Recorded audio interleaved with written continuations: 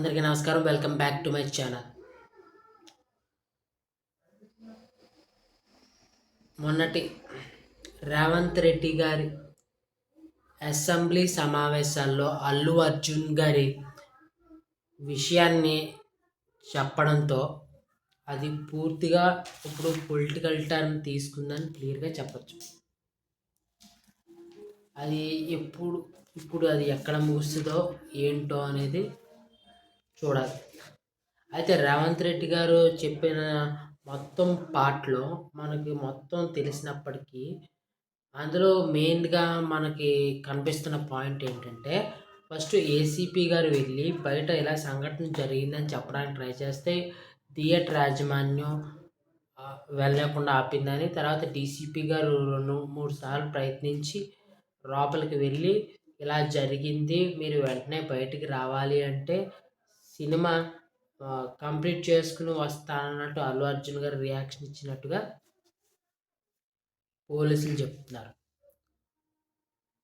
నిజంగా అలా కనుక జరిగితే ఒక రకంగా అల్లు అర్జున్ గారు ఈ సంఘటనలో మానవత్వాన్ని మర్చిపోయినట్టే చెప్పచ్చు. పూర్తిగా మానవత్వాన్ని మర్చిపోయానని చెప్పచ్చు, దాంట్లో డౌట్ ఏం లేదు. మరి అది ఎంతవరకు నిజము, నిజంగా అలాగే చెప్పారా లేదా అనేది మనకి కోర్టులో తేలే అంశం. అండ్ రేవంత్ రెడ్డి గారు అసెంబ్లీలో మాట్లాడగానే అల్లు అర్జున్ గారు కూడా ప్రెస్ మీట్ పెట్టేసి మాట్లాడేశారు. అలా మాట్లాడడం అనేది బెయిల్ కండిషన్స్కి విరుద్ధం, బెయిల్ క్యాన్సిల్ అయ్యే అవకాశం ఉందంటూ ఇవాళ తెలంగాణ పోలీసులు కోర్టుకి వెళ్ళి దానికి సంబంధించి బెయిల్ రద్దు చేయాలని కోరతామన్నట్టుగా పొద్దున్న వార్తల్లో కూడా వచ్చింది. అయితే మరి బెయిల్ నిజంగా రద్దు అవుద్దా అంటే, మరి బెయిల్ కండిషన్స్లో అలాంటివి ఏం పెట్టలేదు. నాకు తెలిసినంత వరకు మీడియా సమావేశాలు పెట్టకూడదు అవి ఇవి అని. ఇన్ కేస్ ఈ మీడియా సమావేశానికన్నా ముందు 2 సార్లు మీడియా సమావేశం ఆయన పెట్టారు, అడ్రస్ చేశారు. ఒకసారి సినీ ప్రముఖులు వచ్చినప్పుడు మాట్లాడినప్పుడు కానీ ఆ సంఘటన విడుదలైన వెంటనే కానీ మాట్లాడటం జరిగింది. ఆ 2 సంఘటనలను తీసుకుంటే సో మీడియా కాన్ఫరెన్స్లు పెట్టడం అనేది రాంగ్ అవ్వదు. ఇప్పుడు ఈ పిటిషన్ పెట్టడం ద్వారా ఏమవుద్దంటే, ఇక మీద మీడియా ముందు కూడా వచ్చి మాట్లాడొద్దు అని హైకోర్టు చెప్పే అవకాశం అయితే క్లియర్గా ఉంది. అంతకుమించి పెద్ద ఏమీ లేదు. అయితే అల్లు అర్జున్ గారు పెట్టిన దాంట్లో కొత్తదనం ఏం లేదు. లైట్గా డప్పు కొట్టుకోవడం ఉంది, ఇష్యూని సరిగ్గా అడ్రస్ చేయకపోవడం అనేది ఉంది కానీ తప్ప ఇంకేమీ లేదు. అల్లు అర్జున్ గారు మాట్లాడిన ప్రతి దానికి పోలీసులు వెంటనే కౌంటర్ ఇచ్చేశారు. వాళ్ళు ఒక ప్రెస్ మీట్ పెట్టి సెలబ్రేషన్స్ ఏం చేసుకోలేదు అన్నాడు ఆయన. కానీ సుకుమార్ గారితో కేక్ కటింగ్ చేసిన విధానం కానీ, వారి ఇంటి ముందు క్రాకర్స్ కాల్చిన విధానం కానీ అవి వీడియోస్ రూపంలో సోషల్ మీడియాలో సర్క్యులేట్ అవుతూనే ఉన్నాయి క్లియర్గాని. ఈ సంఘటన తెలిసిన వెంటనే నేను వెళ్ళిపోయాను అని అల్లు అర్జున్ గారు అన్నారు. కానీ క్లియర్గాని పోలీసులు చూపించిన ఎవిడెన్స్లో జాతర సీన్ వరకు ఉన్నట్టుగా చెప్తున్నారు. జాతర సీన్ అనేది ఎప్పుడు వస్తుంది? 1 hour 40 minutes తర్వాత వచ్చే సీన్ అది, జాతర సీన్ అనేది. అంటే దాదాపుగా లాస్ట్ వరకు ఉన్నారు. ఇది కూడా పోయినట్టే.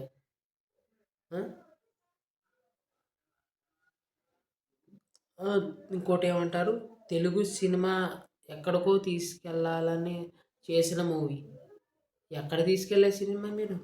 ఇది ఎక్కడ తీసుకెళ్లే సినిమా? అసలు ఏమన్నా ఉండిందా దీంట్లో? మీకన్నా ముందు ఎంతోమంది తెలుగు సినిమాని తీసుకెళ్ళి మంచి పొజిషన్లో పెట్టారు. బాహుబలి కానీ, ఆర్ఆర్ఆర్ కానీ చాలా ఈ తెలుగు సినిమాకి మంచి ప్రత్యేకత ఉంది. మీరు కొత్తగా తీసుకెళ్ళిపోయి పెట్టేది ఏమీ లేదు.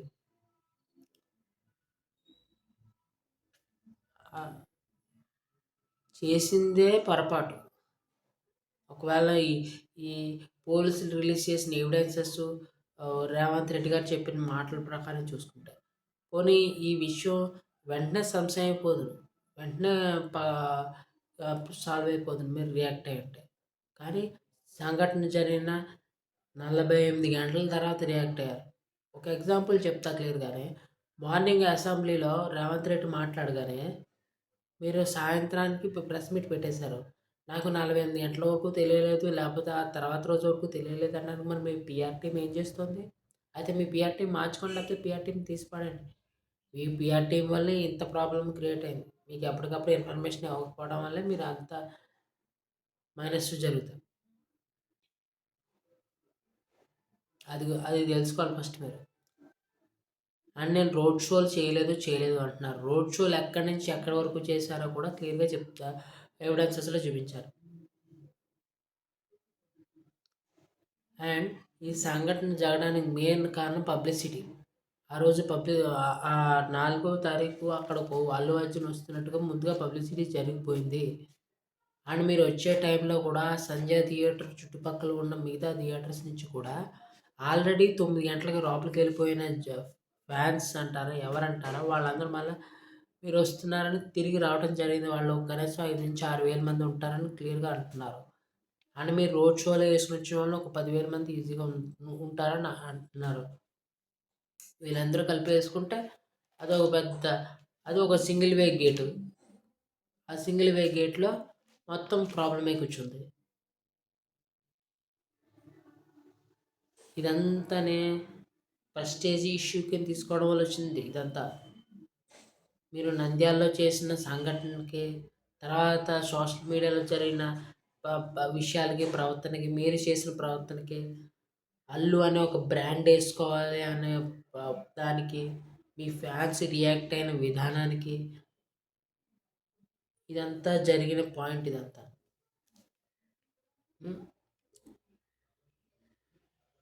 అండ్ రేవంత్ రెడ్డి గారు కూడా అసెంబ్లీలో మాట్లాడడం అనేది కరెక్టా అనేది నేను పొద్దున్న ఒక డిబేట్లో విన్నాను.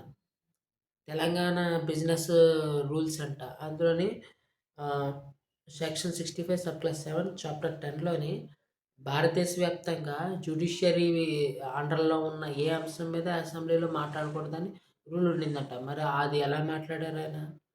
దీని ఒక పొలిటికల్ టర్న్ తీసుకురావాలనే కదా మాట్లాడడం జరిగింది. అండ్ నిన్న ఒక ఏసీపీ, ఆయన తెలంగాణ ఏసీపీ అంట, ఆయన మాట్లాడేది మరీ దారుణంగా ఉండింది. నీ ఆధార్ కార్డ్ ఎక్కడ, నువ్వు ఆంధ్రానా తెలంగాణ, మేము భిక్షమెత్తే ఉన్నాము, చిన్న సినిమాలు పెద్ద సినిమాలు, ఇది ఒక తెలంగాణ ప్రాంతీయతకు తీసుకొచ్చేసాడు ఆయన ఆయన ఆయన ప్రెస్ మీట్తో. దానికి ఆంధ్రప్రదేశ్లో ఉన్న పల్లా శ్రీనివాసరావు గారు ఆయన స్టేట్మెంట్ ఇచ్చాడు. మేము బెనిఫిట్స్ ఇస్తాము, మాకు ఎలాంటి ప్రాబ్లమ్స్ లేవు, ఈ సినిమా ఇండస్ట్రీ ఇక్కడికి రావాల్సిందిగా కోరుతున్నామని ఆయన స్టేట్మెంట్ ఇచ్చాడు. క్లియర్ కట్గా ఆయన స్టేట్మెంట్ అలా ఉన్నది.